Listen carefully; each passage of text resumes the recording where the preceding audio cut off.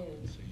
Between the years of 1957 and 1984, I became a pawn in a government scheme whose ultimate goal was mind control and to create the perfect spy, all through the use of chemicals, radiation, drugs, hypnosis, electric shock, isolation in tubs of water, sleep deprivation, brainwashing, verbal, physical, emotional, and sexual abuse. I was exploited unwittingly for nearly 3 decades of my life, and the only explanations given to me were that, quote, the end justifies the means, and, quote, I was serving my country in their bold effort to fight communism.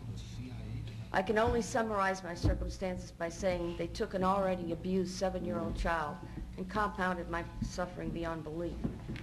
The saddest part is, I know for a fact that I was not alone. There were countless other children in my same situation, and there was no one to help us until now. I've already submitted as much information as possible, including conversations overheard of the people, agencies responsible.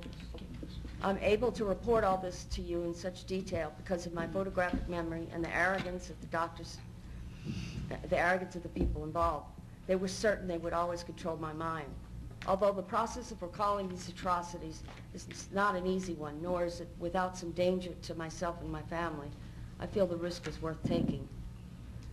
Dr. L. Wilson Green, who claimed to have received $50 million from the Edgewood Chemical and Radiology Laboratory as part of the TSD, or Technical Science Division of the CIA, once described to Dr. Charles Brown that, quote, children were used as subjects because they were more fun to work with and cheaper too.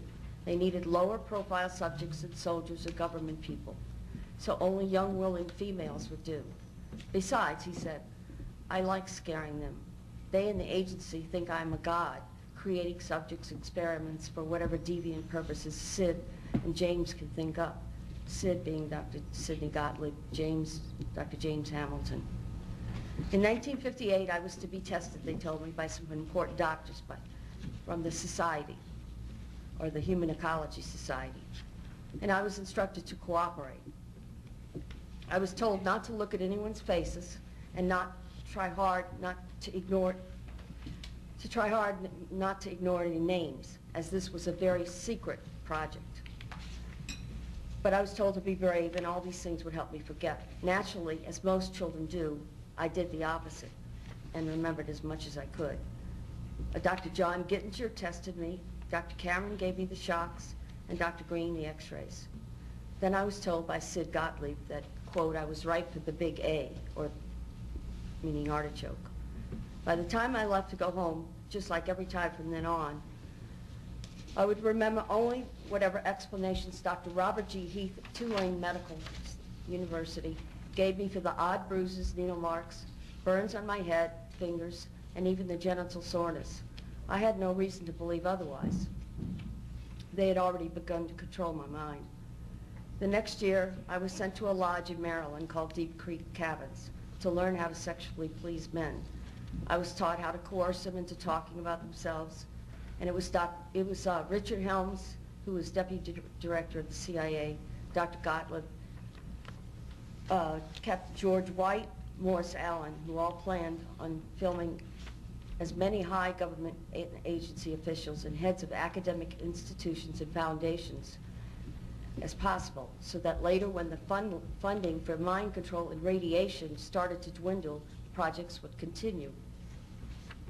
I was used to entrap many unwitting men, including themselves, all with the use of a hidden camera. I was only 9 years old when this sexual humiliation began. I overheard conversations about a part of the agency called ORD, which I found out was Office of Research and Development. It was run by Dr. Green, Dr. Stephen Aldrich, Martin Orne, and Morris Allen. Once a crude remark was made by Dr. Gottlieb about a certain possible leak over New Orleans East involving a large group of retarded children who are being given massive doses of radiation. He asked, why was Wilson so worried about a few retarded kids? After all, they would be the least likely to spill the beans. Another time, I heard Dr. Martin Orne, who was the director then of the scientific office and later the head of the Institute for Experimental Research, state that, quote, in order to keep more funding coming from different sources for radiation and mind control projects, he suggested stepping up the amounts of stressors used and also the blackmail portion of the experiments. He said it needed to be done faster than to get rid of the subjects, or they were asking for us to come back later and haunt them with our remembrances. There's much more I could tell you about government-sponsored research, including project names, sub-project numbers, people involved, facilities used, tests, and other forms of pain induction. But I think I've given more than enough information to recommend further investigation of all the mind control projects, especially as they involve so much use of the radiation. I would love nothing more than to say that I dreamed all this up and need just to forget it. But that would be a tragic mistake. It would also be a lie. All these atrocities did occur to me and to countless other children, and all under the guise of defending our country. It is because of the cumulative effects of exposure to radiation, chemicals, drugs, pain, and subsequent mental and physical distress that I've been robbed of the ability to work and even to bear any children of my own. It is blatantly obvious that none of this was needed, nor should it ever have been allowed to take place at all.